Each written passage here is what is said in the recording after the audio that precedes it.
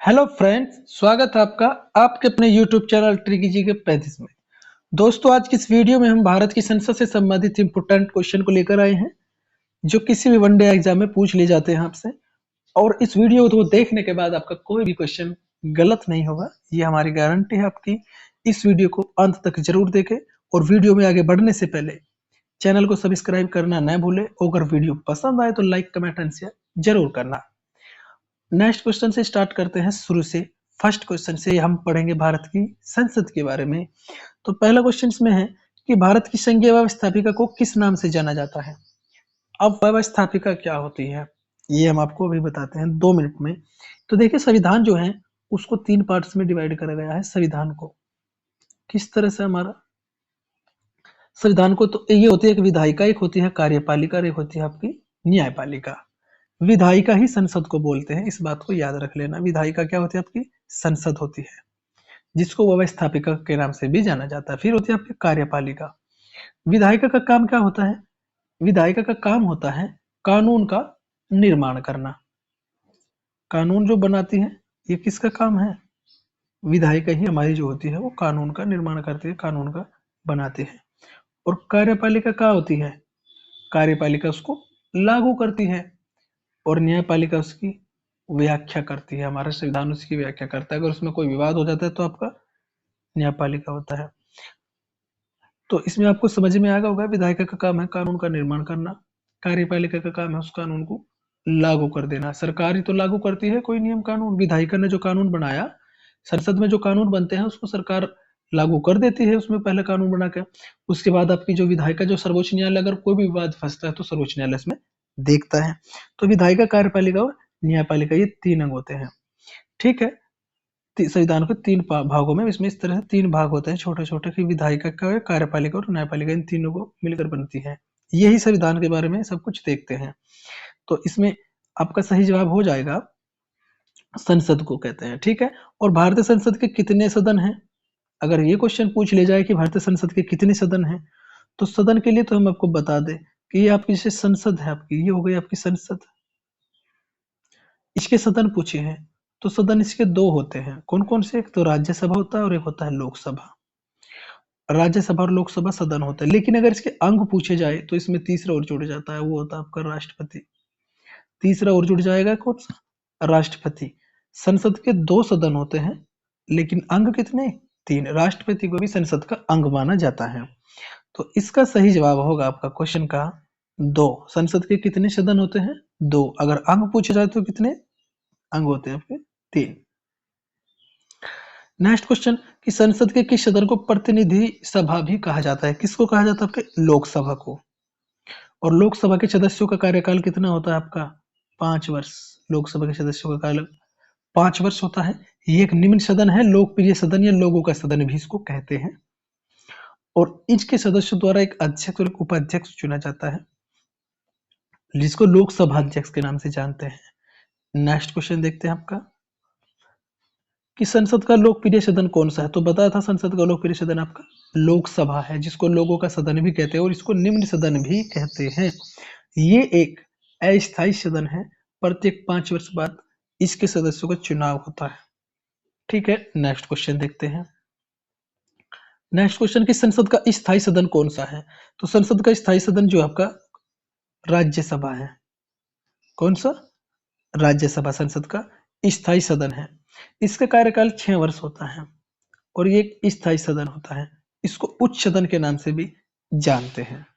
Next question कि भारतीय संसद बनती है, हमने बताया था कि संसद बनती है लोकसभा, राज्यसभा और राष्ट्रपति के द्वारा, क्योंकि इसके तीनों अंग है, इसलिए इनके द्वारा बनती है। नेक्स्ट क्वेश्चन कि कौन से एक प्रावधान भारतीय संविधान के अंतर्गत संसद के सदस्यों को विशेष अधिकार तथा उन्मुक्तियों को निर्धारित करता है? अनुच्छेद 105 संसद के सदस्यों को विशेष अधिकार देता है। नेक्स्ट क्वेश्चन इसमें देखते हैं कि भारत के संविधान को कहा गया कि भारत की संसद के 3 अंग होते हैं। बिल्कुल सही होती है। इनमें से एक अंग तो लोकसभा, दूसरा अंग हो गया राज्यसभा और तीसरा अंग कौन सा? आपका राष्ट्रपति है। हमने बताया था कि संसद के 3 अंग होते हैं, लोकसभा, राज्यसभा और राष्ट्रपति। लेकिन 2 सदन होते हैं, कौन सा? लोकसभा और राज्यसभा। उसमें से राष्ट्रपति को हटा दीजिए आप बस। ठीक है, नेक्स्ट क्वेश्चन आपका देखते हैं। नेक्स्ट क्वेश्चन आपका है कि भारत की संसद के कितने अंग है? तो 3 अंग है। ये आप इसमें बता सकते हैं। नेक्स्ट क्वेश्चन है कि भारतीय संविधान के किस अनुच्छेद में कहा गया है कि संघ के लिए एक संसद होगी जो राष्ट्रपति और 2 सदनों से मिलकर बनी होगी? तो इसमें अनुच्छेद 79 में कहा गया है। पता है ना अनुच्छेद 79? इसको ऐसे भी याद करते हैं सरला के नाम से। एक ट्रिक है इसकी कि सरला, ये हो गया आपका 79, 80 और 81, यानी संसद का वर्णन अनुच्छेद 79 में, 80 में राज्यसभा का और 81 में, 81 में आपका लोकसभा का वर्णन है। ठीक है, तो यहाँ से आपको पता चल गया होगा कि अनुच्छेद 79 में आपका वर्णन है भारत की संसद का, कि भारत की भी एक संसद होगी जिसमें कौन कौन होंगे? लोकसभा, इसमें लोकसभा, राज्यसभा और राष्ट्रपति। संसद को भंग करने के लिए कौन सक्षम है? राष्ट्रपति, क्योंकि ये संसद का अंग है और ये राष्ट्रपति जो होता है भारत का प्रथम नागरिक होता है। ठीक है, अब कमेंट में जरूर बताना कि भाई भारत का वर्तमान में राष्ट्रपति कौन सा है। नेक्स्ट क्वेश्चन इसमें देखते हैं, भारतीय संसद की संप्रभुता प्रतिबंधित है न्यायिक समीक्षा से। संप्रभुता यानी संसद जो है उस पर भी प्रतिबंध है न्यायिक समीक्षा से, सर्वोच्च न्यायालय के द्वारा। वो भी अपनी मर्जी से कानून नहीं बना सकती, संविधान के अनुरूप, संविधान के अकॉर्डिंग ही उन्हें चलना पड़ेगा। और याद रख लेना, संविधान जो होती है वो भारत की सर्वोच्च विधि है, उसके ऊपर कोई विधि नहीं होगी। जो भी विधि होगी सब उसी के अनुकूल होगी, उसको ध्यान में रखकर ही हर एक विधि बनाई जाएगी। जो आपकी आईपीसी सीआरपीसी है वो संविधान का उल्लंघन नहीं कर सकती, वो उसके अकॉर्डिंग ही बनाई गई है।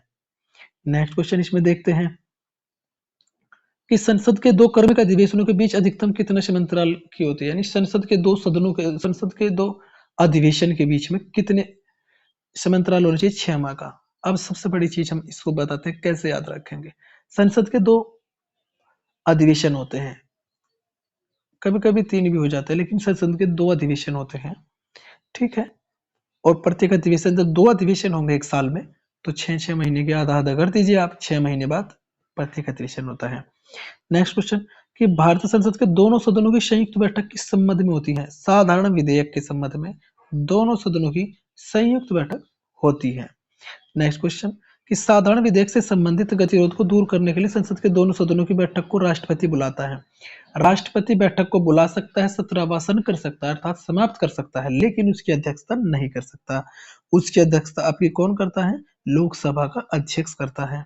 वर्तमान में लोकसभा अध्यक्ष कौन है? कमेंट में जरूर बताइएगा। इसमें नेक्स्ट है कि लोकसभा एवं राज्यसभा की संयुक्त बैठक कब होती है? तो लोकसभा और राज्यसभा की संयुक्त बैठक जब होती है, जब लोकसभा और राज्यसभा में मतभेद हो जाता है, जब दोनों में मतभेद हो जाता है किसी भी कानून को लेकर, तो तब जाके इनकी संयुक्त बैठक बुलाई जाती है जिसकी अध्यक्षता लोकसभा अध्यक्ष करते हैं। नेक्स्ट क्वेश्चन आपका देखते हैं। नेक्स्ट क्वेश्चन है कि यदि किसी सामान्य विधेयक पर राज्यसभा और लोकसभा के बीच गतिरोध हो जाता है तो संयुक्त सत्र बुलाया जाता है। ये तो पहले हो चुका है क्वेश्चन। नेक्स्ट, क्या राष्ट्रपति या उपराष्ट्रपति कभी संयुक्त अधिवेशन की अध्यक्षता कर सकते हैं? कभी नहीं कर सकते। कौन करता है? लोकसभा अध्यक्ष करता है। नेक्स्ट, संसद के दोनों सदनों के संयुक्त अधिवेशन की अध्यक्षता कौन करता है? तो लोकसभा अध्यक्ष हमने बताया था, और ये लोकसभा के सदस्यों द्वारा चुना जाता है। संसद के संयुक्त बैठक को कौन संबोधित करता है? राष्ट्रपति।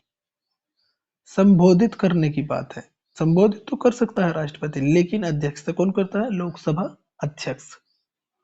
नेक्स्ट क्वेश्चन आपका देखते हैं इसमें, संसद के संयुक्त अधिवेशन में विधेयक पारित होता है दोनों सदनों के कुल उपस्थित मतदाताओं के सामान्य बहुमत द्वारा ही। इसमें अधिवेशन में विधेयक पारित होता है जब सामान्य बहुमत हो जाता है, साधारण, उसके द्वारा। संसद की कार्यवाही सूची में प्रथम विषय कौन सा होता है? इसको प्रथम विषय होता है, प्रश्नकाल होता है प्रथम विषय। ठीक है, और कौन सी प्रथा संसदीय प्रणाली को भारत की देन है? शून्यकाल भारत की ही देन है, ये भारत का स्वयं का बनाया हुआ नियम है शून्यकाल का। नेक्स्ट क्वेश्चन, संसद के किस सदस्य तब समाप्त समझी जाती है यदि वह बिना सदन को सूचित के अनुपस्थित रहता है 60 दिन तक। यदि आप 60 दिन तक संसद में नहीं जाओगे तो आपकी सदस्यता समाप्त कर दी जाएगी। कंटिन्यू अगर 60 दिन नहीं गए तो आपकी सदस्यता समाप्त कर दी जाएगी। नेक्स्ट क्वेश्चन इसमें देखते हैं कि एक वर्ष में कम से कम कितनी बार संसद की बैठक होना आवश्यक है? 2 बार हमने बताया था, प्रत्येक 6 माह बाद। संसद के वेतन का निर्णय कौन करता है? संसद करती है।